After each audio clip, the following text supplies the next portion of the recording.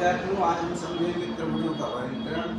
त्रिभुज का वर्गीकरण हम दो प्रकार से कर सकते हैं, एक आपका भुजाओं के आधार पर और दूसरा आपका कोण के आधार पर। तो हम सबसे पहले देखते हैं भुजाओं के आधार पर त्रिभुजों का वर्गीकरण। तो इसमें यदि हमें त्रिभुज को पहचानना है कि इसका नाम क्या होगा, तो उसमें हमें ज़रूरत पड़ती है कि हमें उसका नाम क्या देंगे। तो ये भी रहता है, वो पूछेंगे कि कोण के आधार पर आपको बताना है कि भुजा के आधार पर आपको बताना है। तो भुजा के आधार पर पहला कौन सा प्रकार है? समबाहु त्रिभुज। समबाहु त्रिभुज ये क्या होता है? तीनों भुजाएं समान। जो समबाहु त्रिभुज होता है उसकी तीनों भुजाएं क्या होती हैं? समान होती हैं, समान लंबाई की होती हैं। और दूसरा है आपका समद्विबाहु त्रिभुज।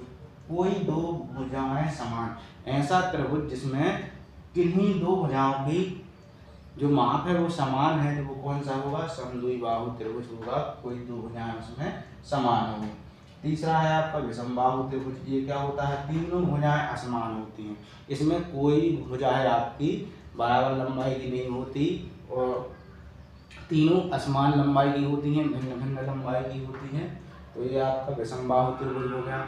फिर आपका कोण के आधार पर त्रिभुज का वर्गीकरण करना है त्रिभुजों का।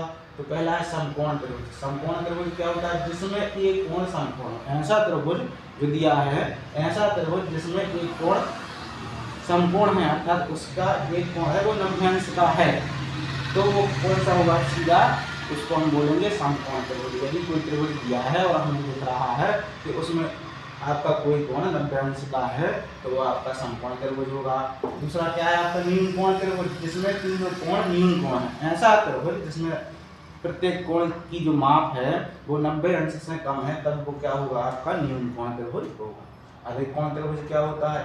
एक कोण अधिक कोण होता है, अर्थात किसी कोण की 90 अंश से अधिक है। आपको जो त्रिभुज दिया गया है उसमें हमें यदि कोई ऐसा कोण दिख रहा है जो अधिक कोण है, मतलब उसका माप 90 अंश से अधिक है, तो जो दिया गया है त्रिभुज उसको हम कोण के आधार पर कौन सा त्रिभुज बोलेंगे? अधिक कोण त्रिभुज बोलेंगे या कहेंगे। तो ये हो गया आपका त्रिभुजों का वर्गीकरण, जो हम दो प्रकार से करते हैं, एक भुजाओं के आधार पर और दूसरा कोण के आधार पर। तो ये हमें मालूम होना चाहिए। धन्यवाद।